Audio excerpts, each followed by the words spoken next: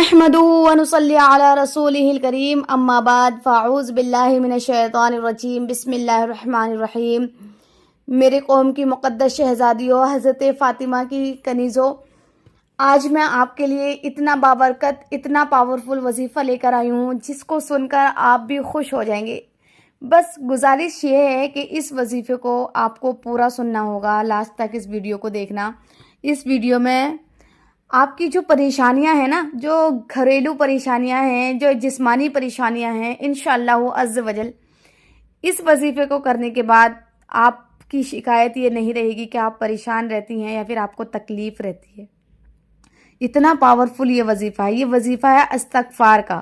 اللہ کے نبی حضرت محمد صلی اللہ علیہ وسلم نے فرمایا کہ اللہ تبارک و تعالی فرماتا ہے کہ اے میرے محبوب، آپ فرما دیجئے اپنی امت کے لوگوں سے جب تک وہ استغفار پڑھیں گے تو میں ان کے اوپر عذاب کو مسلط نہیں کروں گا، یعنی جب تک وہ اپنے گناہوں کی معافی مجھ سے مانگتے رہیں گے۔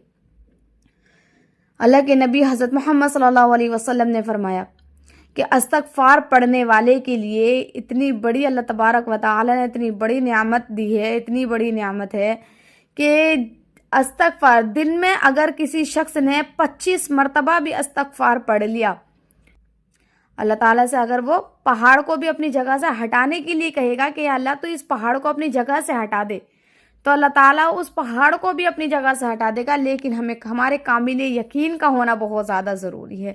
اس یقین سے پڑھنا کہ انشاءاللہ عز وجل ہماری تمام مصیبتیں دور ہو جائیں گی، تو انشاءاللہ اللہ تعالیٰ ہماری تمام مصیبتوں کو دور فرمائے گا۔ ایک بیان ہے جس کو سن کر آپ کو یقین ہوگا کہ بے شک استغفار کی کتنی بڑی فضیلت ہے۔ کہ جن کی اولاد نہیں ہو رہی ہے، صاحب اولاد نہیں ہے، کافی عرصہ بیت گیا ہے شادیوں کو، لیکن ابھی تک کوئی بچہ نہیں ہے، کوئی اولاد نہیں ہو رہی ہے، تو ان کے لیے تو یہ وظیفہ ایک اللہ تعالیٰ کی اتنی بڑی نعمت ہے کہ جس کے بارے میں ہم نے کبھی سوچا ہی نہیں ہے۔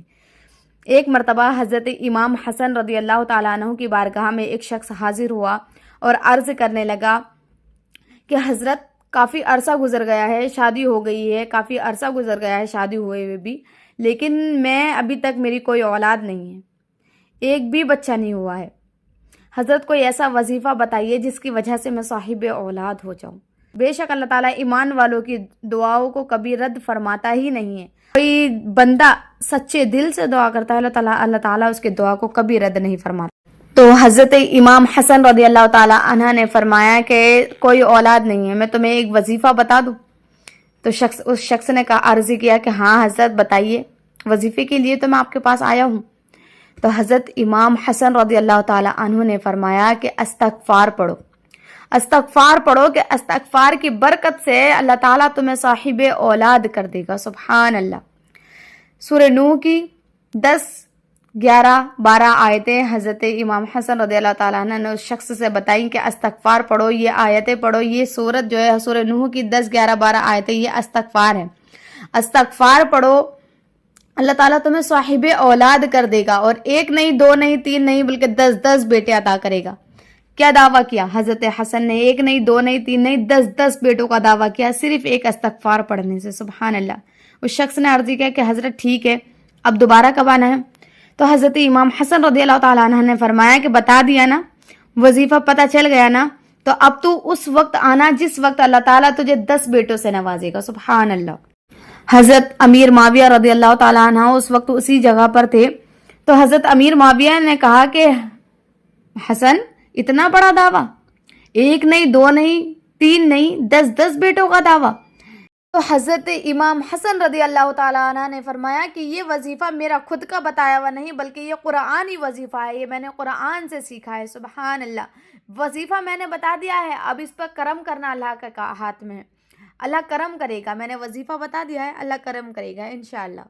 جب وہ شخص چلا گیا، کافی عرصہ بیت گیا، کافی سال گزر گئے، ایک دن وہ شخص آیا اور حضرت امیر معاویہ رضی اللہ تعالیٰ عنہ کو بھی ساتھ لے کر آیا اور عرض کیا کہ حضرت جو وظیفہ آپ نے بتایا تھا میں نے وہ وظیفہ کیا، اور اللہ تعالیٰ نے مجھے ایک نہیں، دو نہیں، بلکہ جتنے آپ نے کہے تھے 10 بیٹوں سے مجھے نوازا ہے۔ سبحان اللہ۔